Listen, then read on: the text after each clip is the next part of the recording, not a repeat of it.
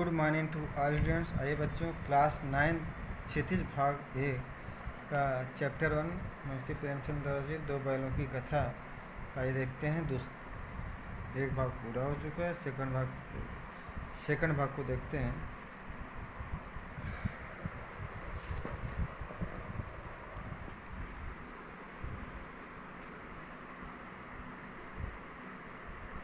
दूसरे दिन झूरी का साला फिर आया और बैलों को ले चला। अब कि उसने दोनों को गाड़ी में जोता। 2-4 बार मोती ने गाड़ी को सड़क की खाई में गिराना चाहा, पर हीरा ने संभाल लिया। वह ज़्यादा सहनशील था। संध्या समय पर घर पहुंचकर उसने दोनों को मोटी रस्सियों में बांधा और कल की शरारत का मजा चखाया। फिर वही सूखा भूसा डाल दिया। अपने दोनों बैलों को खली चूनी सब कुछ दी। दोनों बैलों का ऐसा अपमान कभी न हुआ था। झूरी इन्हें फूल की छड़ी से भी न छूता। उसकी टिटकार पर दोनों उड़ने लगते थे। यहाँ मार पड़ी। आहत सम्मान की व्यथा तो थी ही, उस पर मिला सूखा भूसा। जो भी इनको आहत किया जाता था, उसके बाद सूखा भूसा दिया जाता था। नाद की तरफ आंखें तक न उठाई।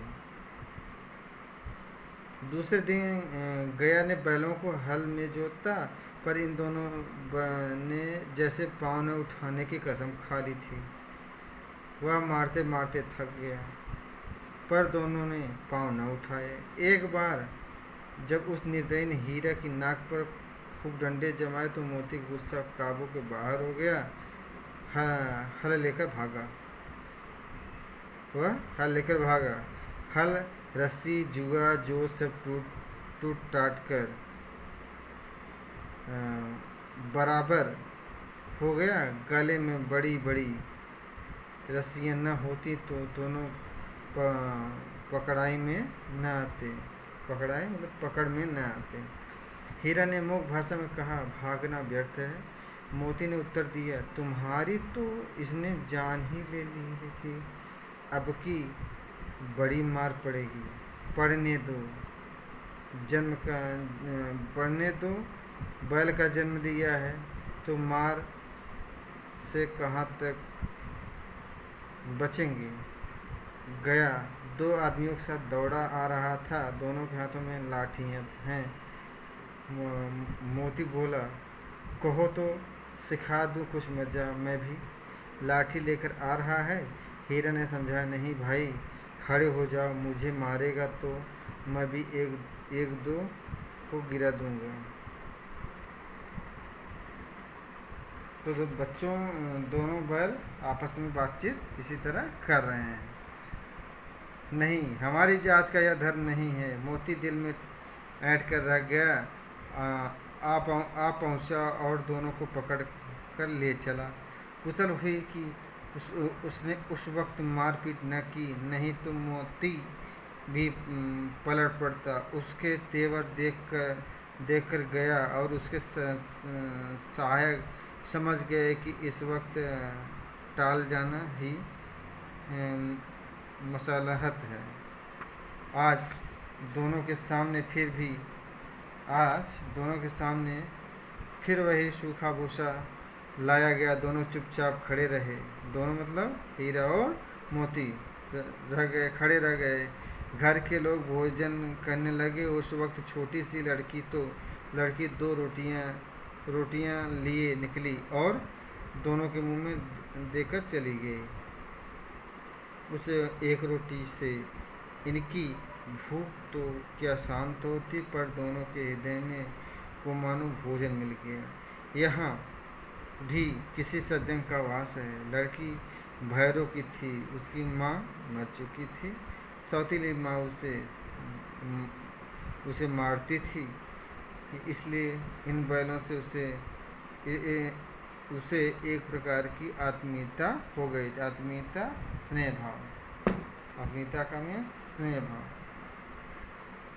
आइए बच्चों आगे देखते हैं। दोनों दिन भर जोते जाते, डंडे खाते, अड़ते, शाम को थान पर बांध दिए जाते और रात को वही बालिका उन्हें 2 रोटियां खिला जाती। प्रेम के इस प्रसाद की यह बरकत थी कि दो दो गाल सूखा भूसा खाकर भी दोनों दुर्बल न होते, मगर दोनों की आंखों में रोम रोम विद्रोह भरा हुआ था। एक दिन मोती ने मुँह भाषा में कहा, अब तो नहीं सहा जाता हीरा। हीरा से कह रहा है मोती कि अब नहीं सहा जा रहा है, क्या करना चाहते हो?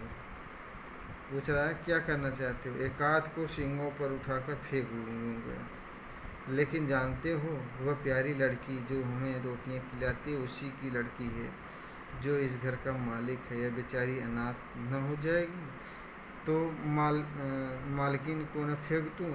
वही तो इस लड़की को मारती हैं, लेकिन औरत जात पर सींग चलाना मना है, यह भूले जाते हो? तुम तो किसी तरह निकलने ही नहीं देते। बताओ तो उड़ाकर भाग चलें? हाँ, यह मैं स्वीकार करता हूँ, लेकिन इतनी मोटी रस्सी टूटेगी कैसे?